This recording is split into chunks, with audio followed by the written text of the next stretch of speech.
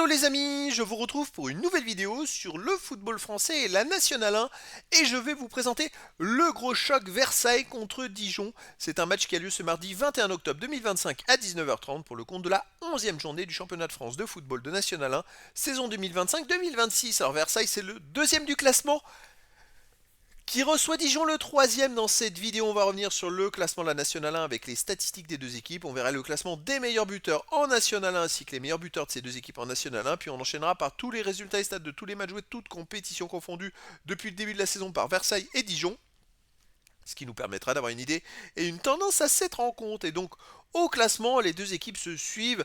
Versailles est deuxième avec 20 points en 9 matchs, 6 victoires de nul, une défaite, 14 buts marqués, 5 buts encaissés, plus 9 de différence de but. Versailles a donc la meilleure défense de la Nationale 1. Ils sont à 3 points de Rouen le premier, mais avec un match en moins. Et ils ont 3 points d'avance sur Dijon, qui est troisième avec 17 points en 9 matchs, 4 victoires, 5 nuls. Aucune défaite, 15 buts marqués, 6 buts encaissés, plus 9 de différence de but. Donc les stats sont à peu près les mêmes, si ce n'est que Dijon est invaincue depuis le début de la saison. C'est la seule équipe qui n'a pas encore perdu en National 1. Mais vous voyez, au nombre de buts marqués et encaissés, c'est à peu près la même chose. Et donc les deux équipes se tiennent en 3 points. Et puis c'est vrai que si Versailles gagnait son match en retard et Dijon aussi, eh ben elle reviendrait avec 3 points de plus. Versailles au niveau de Rouen et Dijon à seulement 3 points de la première place. Au niveau des meilleurs marqueurs, alors pour Dijon en quatrième position, il y a Barca avec 4 buts. Et pour Versailles, Guillaume et Ozumo en sont à 4 buts. Ensuite pour Dijon, Dominguez est à 3 buts.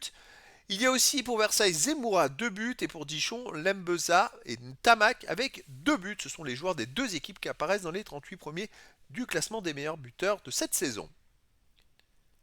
Les résultats toutes compétitions confondues depuis le début de la saison. Versailles, 10 matchs joués, 6 victoires de nul, 2 défaites, 14 buts marqués, 6 encaissés, plus 8 de différence de but. Alors Versailles a connu une désillusion en Coupe de France. Ils sont allés perdre chez une N3 chez Ivry, ils ont perdu 1-0. Et derrière, ils ont fait un 0-0 à Fleury en championnat. Donc voilà, un petit coup de mou, je dirais, pour Versailles. Quand on regarde les 6 derniers matchs, ils ont commencé quand même par 4 victoires dans les 4 premières journées. Mais sur les 6 derniers matchs, c'est 2 victoires, 2 nuls, 2 défaites. Donc il y a quand même une grosse baisse de régime. Puis là, 2 matchs de suite sans marquer de but, c'est quand même à souligner. Dijon de son côté, donc ils sont invaincus depuis le début de la saison.